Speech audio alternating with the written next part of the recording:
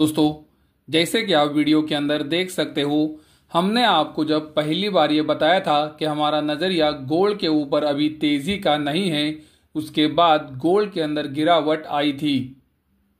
उसके बाद गोल्ड के अंदर फिर तेज़ी बनना शुरू हुई। हमने आपको 12 अक्टूबर 2024 को वीडियो बनाकर ये बताया था कि गोल्ड के डेली चार्ट के ऊपर निगेटिव डाइवर्जेंस है और उस वजह से हमारा नज़रिया अभी भी गोल्ड के अंदर तेज़ी का नहीं है और पॉसिबिलिटी ज़्यादा है कि गोल्ड के अंदर गिरावट आ सकती है। हमने बताने के बाद से गोल्ड के अंदर वहां से 3.5 से 4% की तेज़ी ज़रूर बनी थी। उसके बावजूद भी हमने आपको बताया था कि हमारा नज़रिया गोल्ड के अंदर अभी नई इन्वेस्टमेंट का नहीं है।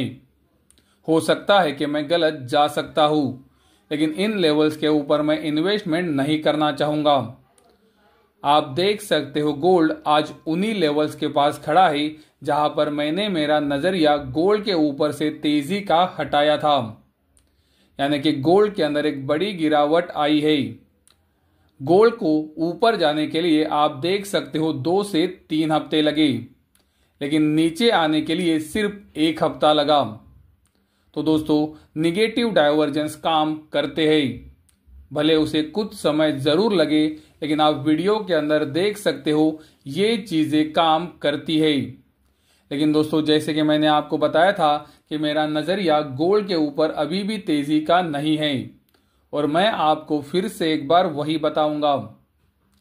गोल्ड के अंदर अगर आने वाले दिनों में एक कंसोलिडेशन होता है तो गोल्ड की अगली तेजी के लिए वो बहुत ही अच्छा है, ऐसा मुझे अभी भी लगता है।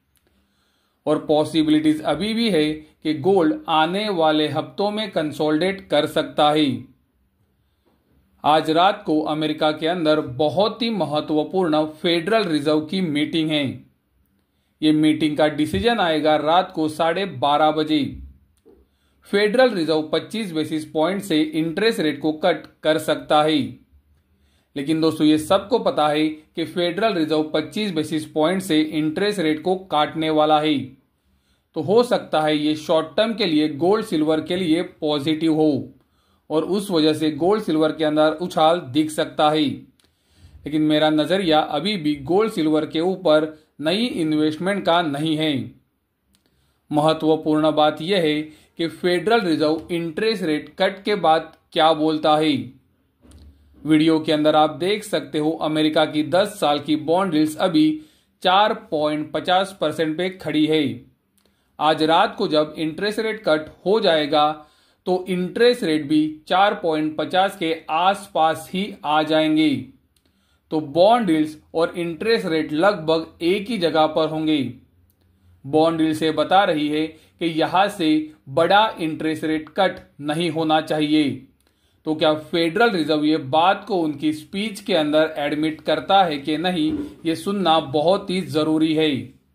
अगर बॉन्ड यील्ड्स के अंदर आने वाले हफ्तों में गिरावट आती है तो बात अलग है, लेकिन अगर बॉन्ड यील्ड्स के अंदर इसी तरह से तेजी बढ़ती रही तो मार्केट जो एक्सपेक्ट कर रहा है कि बड़ा इंटरेस्ट रेट कट 2025 में भी आएगा, शायद वो एक्सपेक्टेशन फेल हो सकती है, क्योंकि जिस तरह से बॉन्ड यील्ड्स बढ़ रही है ये यही इंडिकेट कर रही है कि इंटरेस्ट रेट कट तेजी से कट नहीं होने वाले हैं।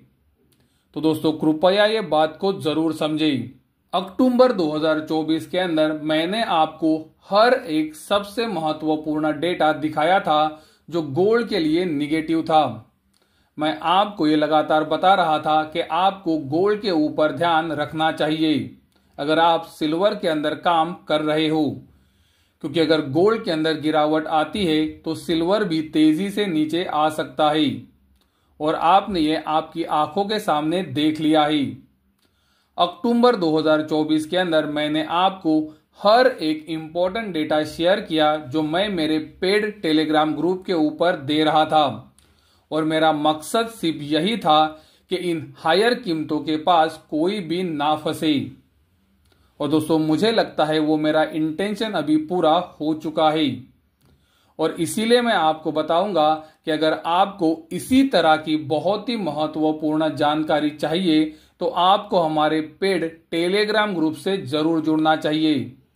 मैंने लगातार कहा है कि अगर आप गोल्ड सिल्वर के अंदर रेगुलरली काम करते हो तो हमारा डेटा आपको बहुत ही ज्यादा मदद कर सकता है। दोस्तों, मैं इंट्राडे के अंदर कोई भी काम नहीं करता हूं। मेरे ट्रेड्स बहुत ही कम होते हैं और वो पोजिशनल ज्यादा होते हैं। हमारे टारगेट्स अगर जल्दी आ जाए तो हम पहले भी उसे कट कर देते हैं। लेकिन मैं क्लियरली बता रहा हूं कि मैं इंट्राडे के अंदर काम नहीं करता हूं और मेरे ट्रेड्स भी बहुत ही कम हैं। मेरा मेन फोकस है आपको बहुत ही महत्वपूर्ण जानकारी देना जो गोल्ड सिल्वर के ऊपर एक बड़ा असर लाती है।